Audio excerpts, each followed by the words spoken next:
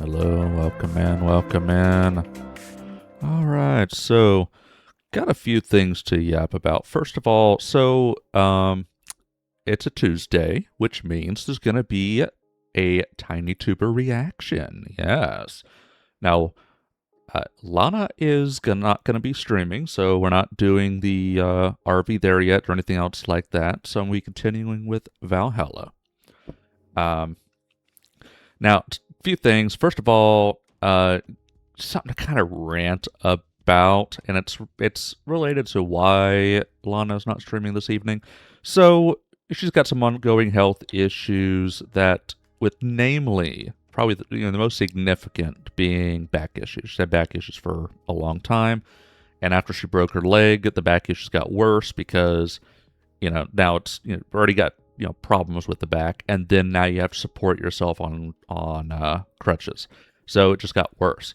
So end of the year last year, she was trying to actually speak to a specialist about it, going to a spinal specialist who took an x-ray and saw some concerning things. Like Mythbusters joke, well, not I'm sorry, yeah, Mythbusters joke, like Mythbusters joke, where it's like, well, there's your problem. It's kind of like that. She's a layman, knows nothing about spinal medicine or anything like that. She just looks at the X-ray and goes, "That's not right." Like one of the ribs is like rotated in an awkward direction, and the doctor's like, "I bet you feel rib pain." She's like, "Yeah, come to think of it, I thought it was related from the back.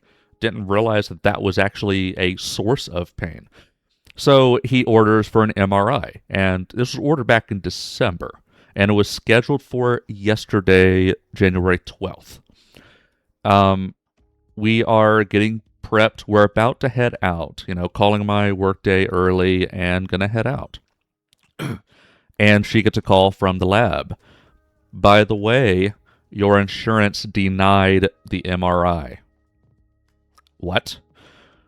They're like, "Yeah, so it's been rescheduled for a bit, and there's an appeal process, but that could take, several up to 7 business days, so we need to start it now."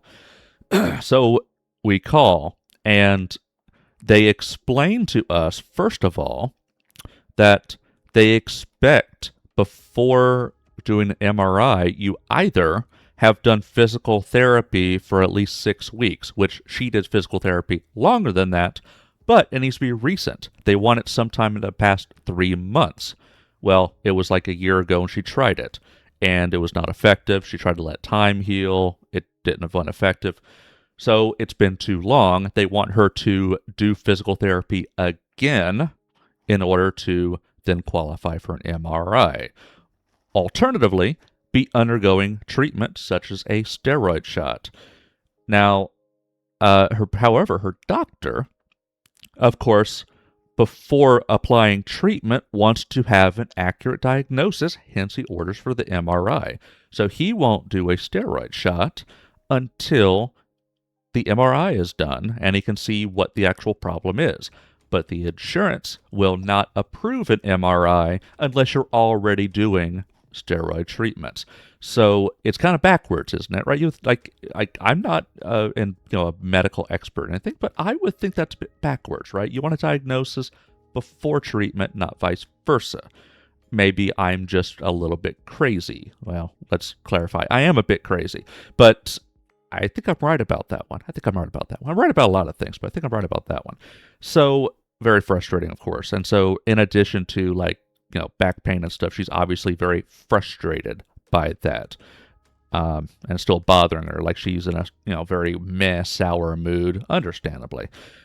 Now, here's where it gets really, really stupid, right? So we call them, and they explain those things, and they're like, "Okay, another option. We need to have what's called a peer-to-peer. Talk face-to-face with your doctor, and your doctor explain to us why we must approve an MRI." And it's like, all right, fine, let's do that. So we're put on hold for 20 minutes. And finally they come back, go, "Just letting you know I'm still here. They aren't answering. I'm going to keep trying." And I was like, all right, we're put back on hold. And it's been another 20 minutes after that. And Lana, my partner, gets um, gets kind of passive aggressive and cheeky. She decides to call the doctor's office, see if she can get through. They answer right away. She's able to get straight to the correct department, no problem, and explains to them that the insurance has denied an MRI and they want yada yada, and they're like, wait, why would they deny the MRI? They want treatment first. What do they want? What they want, a peer to peer? What is this? Because they haven't heard from them. The doctor's office had not heard from insurance. They didn't know it was denied. So then, so finally, after chatting with them for a bit, then because it was on a different phone, right? So I've been on hold on my phone for going on an hour at this point, and she talks to the doctor. Well, the insurance come back, goes, yeah, they're not answering. It's like, well, we've got them on the phone right now. We're going to talk to them. So this is so stupid. This is so fucking stupid. Now we have two phones on speakerphone so that the insurance carrier will actually speak to the healthcare provider. That's what it actually takes to get insurance to actually talk to the healthcare provider. You call both and put the two phones next to each other on speakerphone. So fucking stupid. And we finally got some traction with, okay, here's who the doctor needs to call. Here's a phone number doctor needs to call, need to do this, yada, yada, yada, do what's called a peer-to-peer, yada, yada, yada. But it's so fucking stupid. So fucking stupid. I'm still reeling. I'm still reeling. It's been over 24 hours since we encountered that. I've had a night's sleep on it, and I'm still kind of reeling from it. It's so bizarre. So a little bit lighter.